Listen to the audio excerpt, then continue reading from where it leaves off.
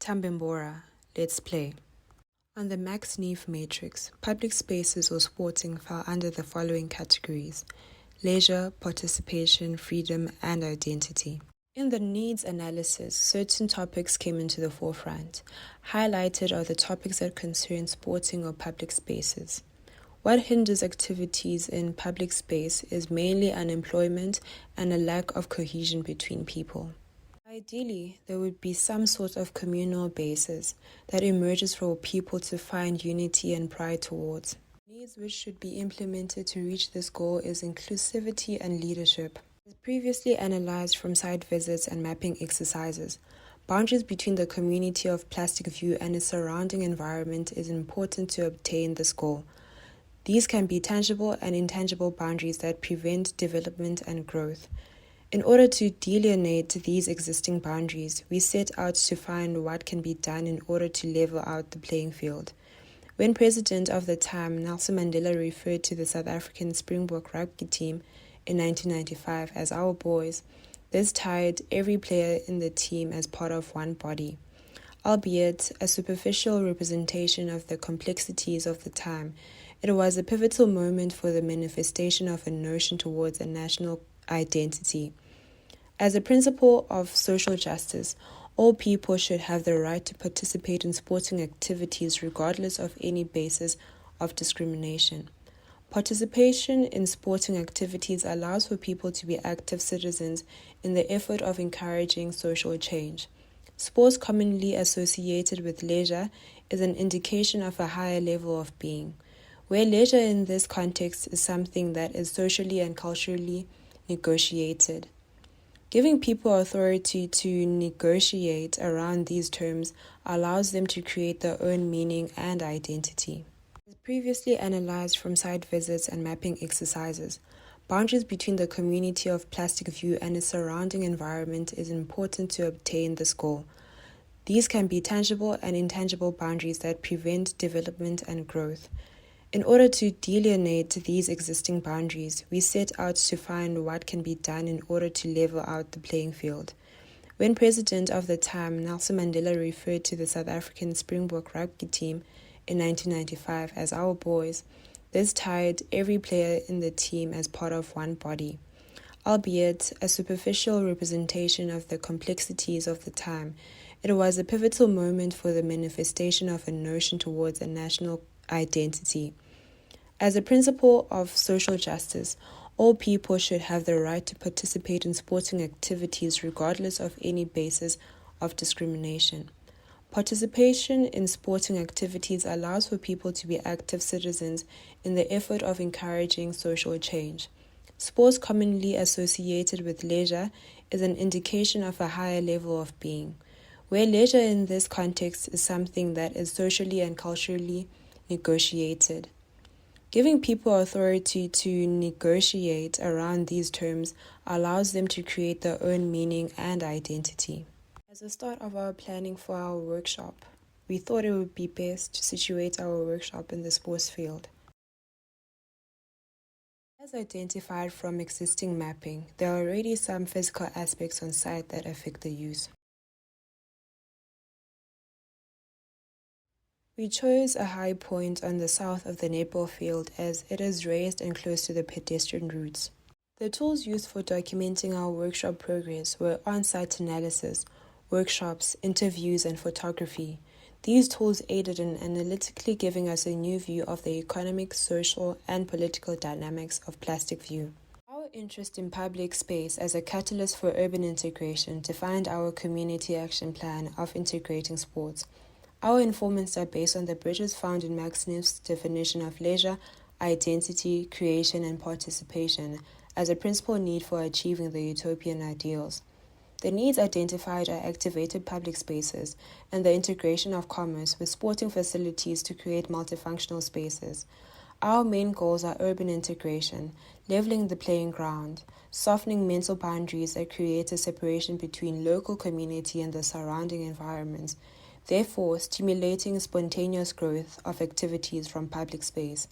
These were done through the informants of mapping, the UISP, the spatial typologies, and the stakeholders. Now, achieving our required community action plan, precedents, workshops, and theory had to be taken into account. These become the characteristics and goals in achieving the desired community action plan. Issues identified are the economy, infrastructure, services, and spatial planning. Our proceedings included in-studio workshops, getting feedback, preparing and setting up for on-site workshops. We had to analyze the sports field, started advising locals about the workshop, and conducting on-site workshops with the assistance of translation and communication. The research conducted on site included word prompts, bump for stakeholders to draw on, and base maps to locate themselves on the sporting field.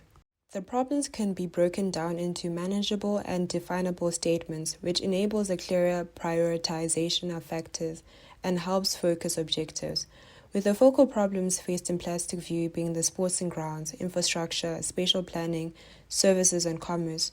All these are rooted in primary causes and secondary main causes, which stem from primary and secondary effects. The problems identified when analyzing the sports field was the lack of drainage systems, broken infrastructure, the uneven playing ground, the demarcation of sports ground, dumping on site, fires, and no designated vehicular space. The solution tree deals with the outcome of problems, looking at the impact and the overall goal, with output and activity being the grounding roots for implementing successful spatial typologies. We looked at the incremental development trajectory of our typologies, looking at the now to the later, with the hindrances involved within each phase of achieving the desired integrated spatial planning. We focus mainly on the spatial typologies affecting the sporting grounds mentioned on the problem tree. The role of the actors is to initiate and lead the delivery of the solution while collaborating with the other two actors. The primary actors are community, government, and private sector. The key role of actors is to identify factors including whether or not they are leading in innovation, their contextual conditions, and the nature of the issue being resolved. The key role of the actors is to be the enabler, partner, owner, and primary user. Data and information is the ability of actors to use data and information of the right nature. Data and information could be collected by upfront use of aggregated city data, the use of frequently updated community information to drive implementation, the use of frequently updated city data, the use of global best practices to diagnose and design, and upfront use of community information to diagnose and design. The next step after identifying the data and information, we have to identify the tools that are well suited for their context to try and resolve the problems. For tools, we would use innovative financing, frontier technology, frugal technology, existing physical infrastructure, and new physical infrastructure. We use the stakeholder analysis framework from Hamdi's Placemaker's Guide to Building Community as an informant and method to record stakeholders and determine the roles they play. This framework is divided into primary stakeholder, who are the immediate recipients of the project, secondary stakeholder, who have connections that assist in achieving the goals of the project, and external stakeholders, who are the people that have a major say in the project. Zooming into the analysis, we have 4 columns which are the stakeholder and their interests, the influence and importance that they would have. Initially, we had different stakeholders we wanted to get in touch with, for example, the church, the school, and the coaches, but because of circumstances, we couldn't get in touch. Our primary stakeholders for the sports field include Liza, a healthcare practitioner from the Lift Clinic and also a netball coach, Roy the painter, who's also the soccer coach and a resident of Plastic View. The secondary stakeholders are Sanet and SA Cares for Life, as there are people currently assisting with the sport tournaments and transportation to games. External stakeholders are the City of Tshwane, who are the owners of the site, and the Urban Citizen Studio from the University of Pretoria. From previous mapping, we identified key spatial elements that influence how space is created in a public setting. Firstly, we identified how public space creates a point for spontaneous growth. Another combined typology is a hybrid between residential, economic, and public space, and how threshold creates a dynamic intervention between dynamic and static spaces. We looked at the correlation between temporality and permanence and how it relates to threshold typologies to separate private and public space. Where there is a concourse of main connector routes, it has been noted that economic activity exists due to high level of pedestrian activity.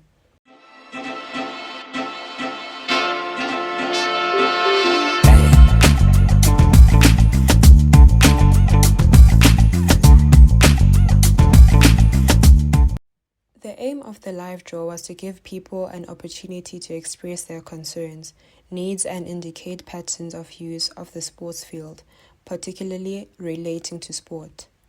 We placed maps on the water tanks, which already act as a notice board for the community.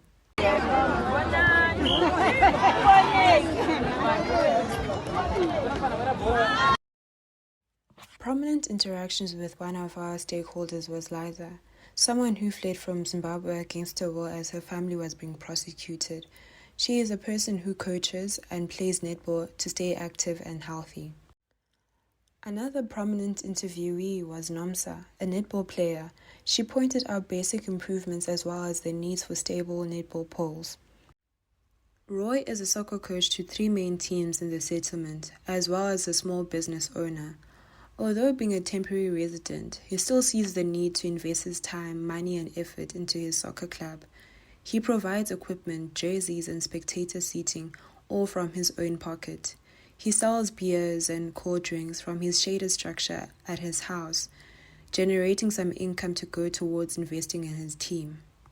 The map indicates the locality of the site, in its context, what is accessible and what is private spaces. We zoom into the settlement to determine what is public space and what is private space in relation to the sports grounds. We zoom into the settlement to determine what is public space and what is private space in relation to the sports grounds. The drainage map shows how water flows through the site, and some notable findings is that majority of black water comes from the water tanks as there is no proper infrastructure to capture the water that cause erosion. The drainage map shows how water flows through the site, and some notable findings is that majority of black water comes from the water tanks as there is no proper infrastructure to capture the water that cause erosion. With Hamdi's approach in stating the good, the bad, and the ugly, we identified the good as viable seating areas around the sports field. The bad was identified as seating areas blocking people that watch from their houses, and the ugly being that a few people believe it's useless to build anything for them as they are temporary residents. The good in terms of accessibility is that there is potential for people outside Plastic View to come and park their cars and watch their games. The bad is that trucks and cars do affect the sports grounds as driving through the field affects the demarcation and cause potholes. The ugly is that vehicles drive through the site and they disturb the matches. This map shows where people tend to populate, which helps us determine the commercial viable areas. Documentation of the shading structure outside Roy's house that acts as a store for the bucket seating provides shade as well as acting as a gathering and meeting space for his teams. The conditions on the field on the day we visited the site were really smoky as there was a significantly large fire at the border of the field.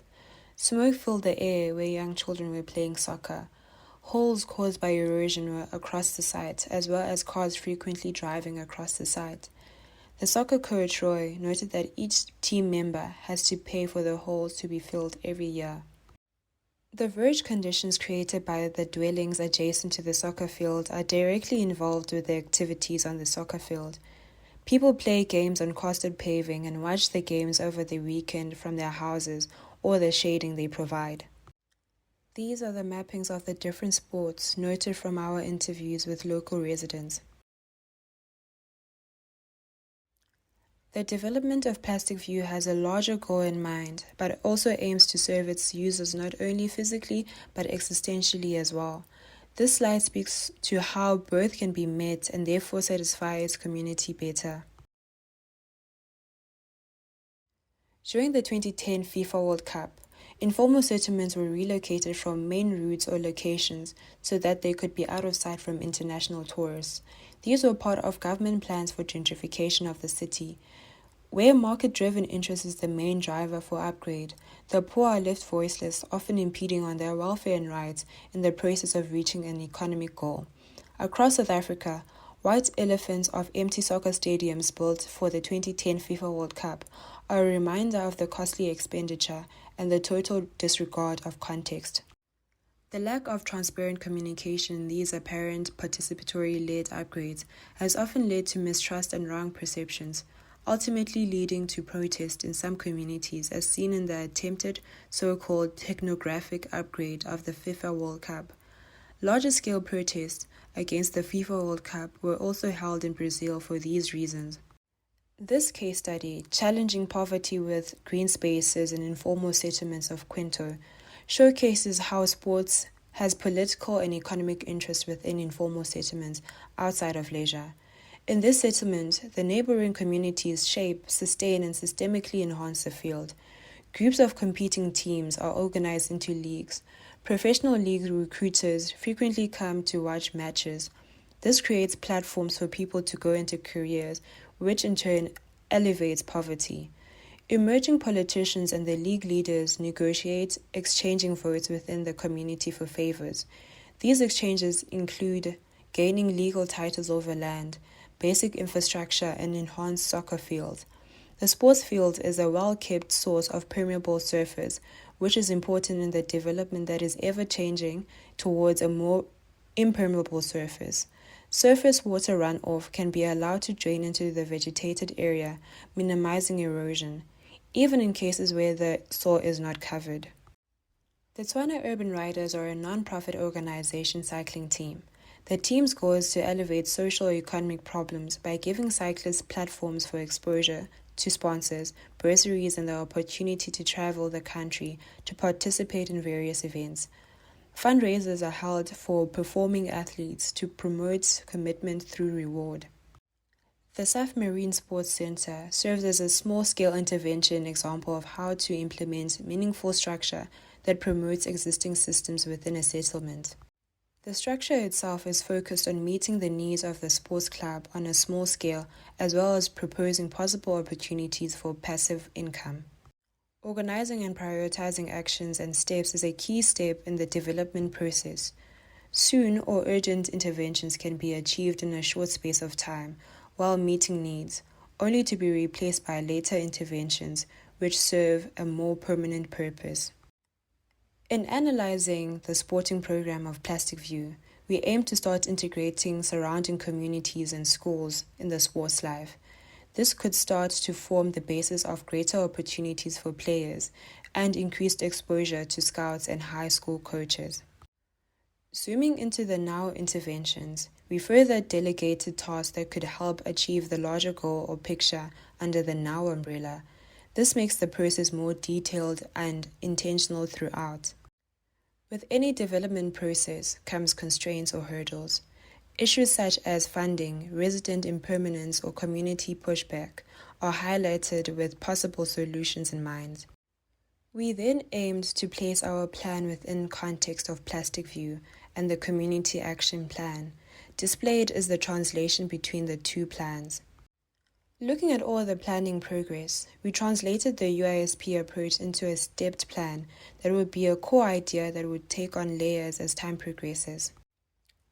This layered approach can also be shown as a spiral that continually branches out. The fifth phase could be shown here as starting to bring about further possibilities. The initial phases of integrating the sports fields with its broader context involves parents and coaches to collaborate home and away events. JCP projects can focus on small-scale infrastructure interventions to make this possible. That involves properly measuring the field, providing goal boxes and netball poles, as well as making bollards from timber, diverting the flow of traffic across the site.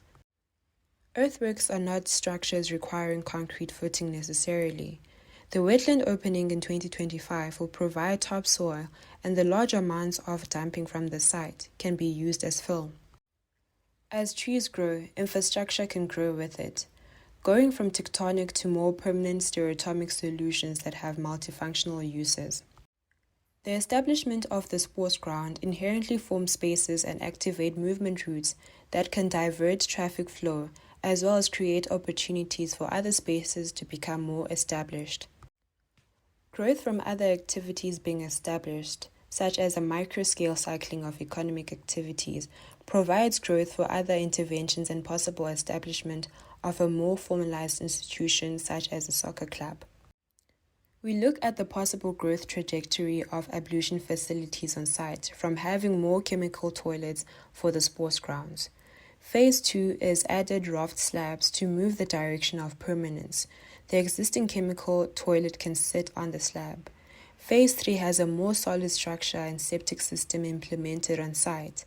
And Phase 4 is the extension of the ablution facilities by adding more features like dressing rooms.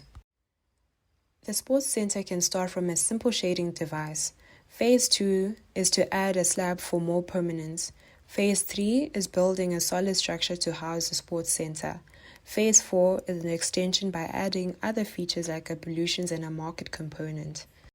With our focus on the sports field for it being a catalyst project, playing around with concept of static and dynamic spaces, with the static space being what we architects contribute and provide to this project, and dynamic space is how the residents appropriate the space to fit their needs. The biggest problem we discovered was the site being unlevel, and by leveling the site, we can solve the spatial use of the field. We will have demarcated programs to determine what is road and what is field. The utopian goal, according to Max Neef, is to have a vibrant sports field with a mixture of commercial and activity spaces, with enough space for the residents to appropriate and make their own. We envision an active commercial boulevard with a grandstand integrated into it, a more formalized soccer pitch with no physical barrier to promote accessibility to all people, leading to the goal of urban integration. The sports center borrows the language from the SA Cares for Life preschool, with a centralized courtyard under a shading device, building a community around the sports component as a method of creating space. Our proposal satisfies leisure, participation, creation, and freedom from the Max Neef matrix. Upgrading of movement routes as well as making access more safe and accessible will promote other sporting activities like jogging and cycling to become more established. Upgrading of movement routes as well as making access more safe and accessible will promote other sporting activities like jogging and cycling to become more established. Activated movement routes and upgraded infrastructure from ongoing growth of economic activity. As a possible intervention, the berm can act as a physical fire break by vegetating it with plants from an on-site nursery to support local nursery owners that will also benefit the increase of social and economic interest. Other possibilities are using materials such as bricks and rock to prevent fire jumping from nearby field. So the question of so what? What now? Why do we do this? The City of Tshwane and AfriCapital, the winner of the tender bid to develop on this site, are proposing a new iconic tower as an international hub to house the UN, AU, NATO and BRICS in the city of Tshwane. They make claims that the world is Eurocentric and the solution is to house Eurocentric organizations in Pretoria in one tower. Going through the proposal, we believe that it is insensitive to the context and history behind the site itself. They plan to kick foreign nationals that don't contribute to a Eurocentric economy to house more prominent international immigrants. The proposal is physically not feasible if we look back at the IDP of the city of Tshwane. This is where we come in, using the policies that are already in place, not afraid to dive into the complex and sensitive matters which is linked to the context of Plastic View. We believe that we should approach this matter with Ubuntu and human-centeredness to properly address the challenges and integrate Plastic View to the urban fabric of the city. To conclude with our analysis, using sport as a catalyst for urban integration would lead to the creation of movement and successful activated public spaces. These could be done by the consolidation of transportation nodes, sporting fields, institutions, commercial spaces, and the incorporation of an urban spatial typology. These become catalysts for economic activity to uplift the community members of Plastic View and the further integration of temporary services, creating greater community cohesion and improvements in terms of economy, infrastructure, services, and spatial planning.